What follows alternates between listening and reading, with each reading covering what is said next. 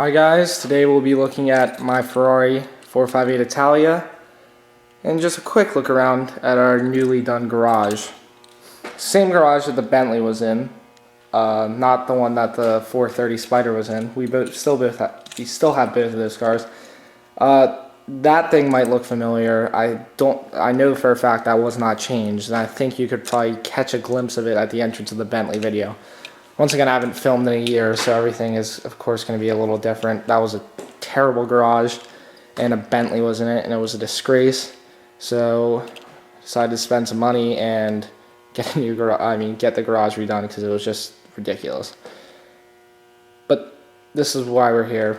This is the 458 Italia that we just purchased, and it is a great car. And I'm gonna just walk you through all the stuff. I'm not gonna do an exhaust video. I will eventually, but this is not going to be, there will be no exhaust in it. So if you want to hear a great sounding V8, you're out of luck today.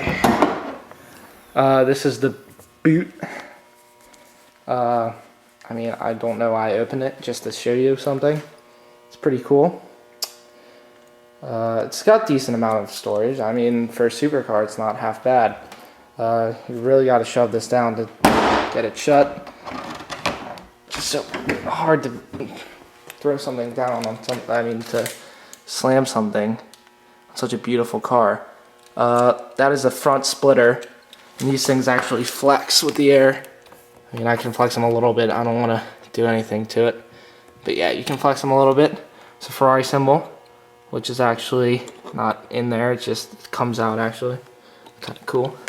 It's a very low car, and we actually have a front lifter, which is an option. You can lift it at 40 miles an hour to get over speed bumps.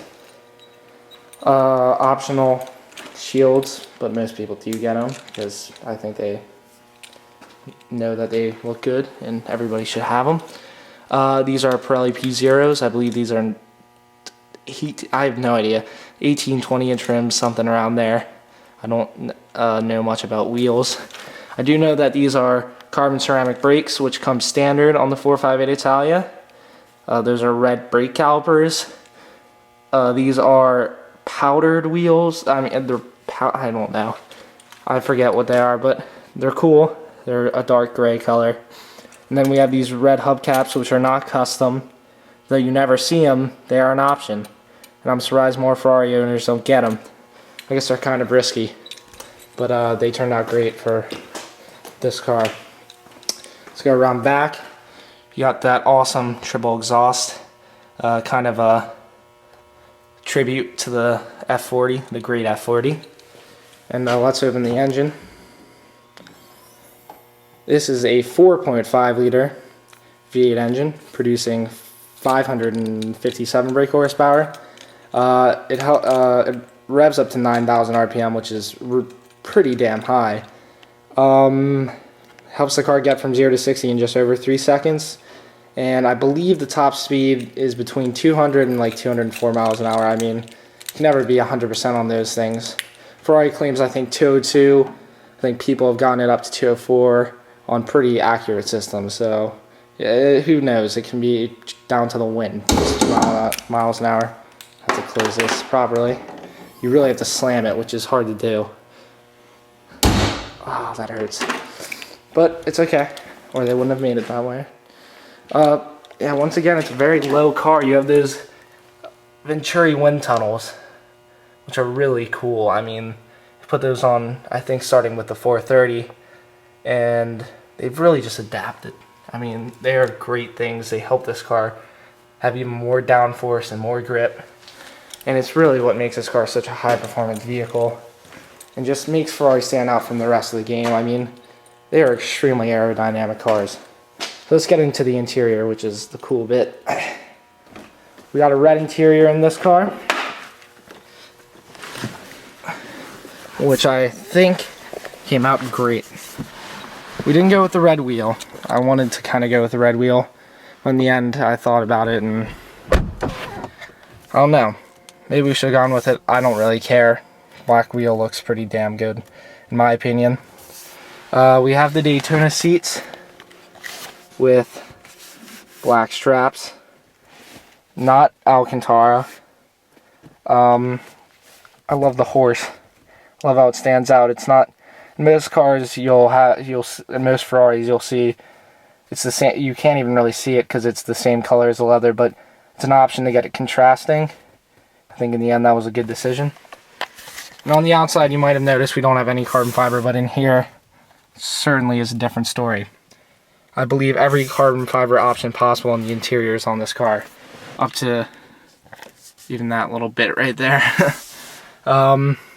Speedometer is red, which is not an option, but I'll just show you. Oops. I don't know if you saw the light there. That's pretty cool.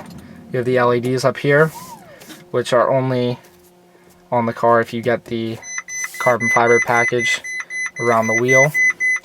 A separate package is actually the paddle shifters. You'd think they'd come together, but they don't. You can have one, both, or neither. And I assume most customers get both or neither. We have carbon fiber all around the doors. Carbon fiber all around the dashboard. Carbon fiber all around that door, obviously. And then up the main tunnel.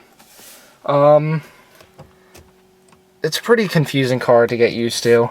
You have your blinkers on the wheel. You just click them, turn them on, click them to stop them.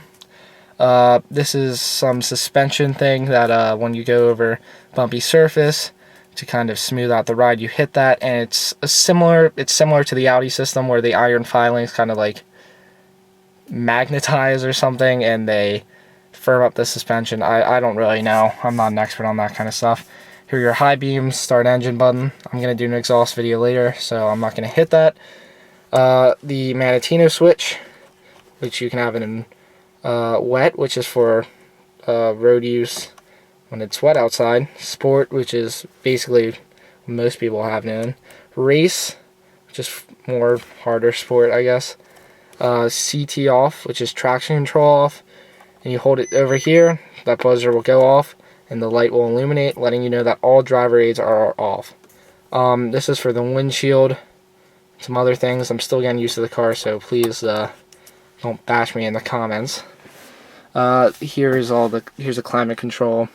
So you control the radio, which is controlled through here.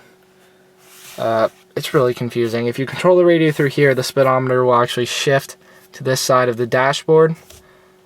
As you can see, you have a 9,000 RPM red line. This section, the P in the auto, shows that we're in park. The parking brake is on, as you can see there, park. To get it out of auto, simply shift the paddle once, or the upward paddle probably. To get it into neutral, you shift both paddles at the same time. To put on the parking brake button is down here. And to put it into reverse or auto, you hold down these buttons. To the left of the reverse button is the performance start button, which is launch control. I don't know why it's different in North America. Maybe it's not. Maybe it just used to be launch control, and now it's performance start for everywhere. But that's basically, you push it down, a beep will go off. Put your foot on the brake, and you put your foot down on the accelerator. The car will not rev past 5,000. When you let go of the brake, the car will launch, and that's how you basically hit its top 0 to 60 times. And it's I've never done it yet. I'm excited to try it someday, but as you can see, I only have 205 miles on this car, and half of those were from it being tested on the Fiorano test track and up in the hills of Maranello, and then another 50 are basically from driving this thing home on the first day, so I wasn't really too keen on trying it. Pretty simple interior. I mean, it's a lot more lavish, I guess, than the 430 Spider, which we still have. Hazards, no big deal. Window controls. This is to open up the glove compartment. This is for the lifter, cup holder, which is nice. Here's the manual. I don't know why you'd want to see the manual, but this is the manual. It's not as cool as the 430 Spiders, which was actually in like a tan color. But you do get that cool Ferrari emblem. You have a JBL sound system, which is nice, but hard to access because of the confusing radio controls. And one of my favorite parts about this whole car is that in the Spider, you couldn't see the engine, but in this you can. And I think that's cool. I don't know. But, I mean, that's all I really can say about this car. It's a fantastic car. I'm extremely glad I got it. Exhaust video will be coming soon, and possibly a test drive video. I mean, I just don't know how I'm gonna film, especially with this Canon camera. Driving, probably have to use my phone, which won't work out as well, so I'll contemplate it. Have your LEDs, vents, so and so. I think that's basically the car. I mean, I can only tell you so much, but to actually drive it is just, words can't describe. So thanks for watching, guys. Thanks for positive feedback. I'm always open for negative feedback, though it might not seem that way. Thanks for watching. An exhaust video will probably be coming soon, and I'm probably going to do new reviews of the other cars because they're pretty bad. So thanks for watching, guys. See ya.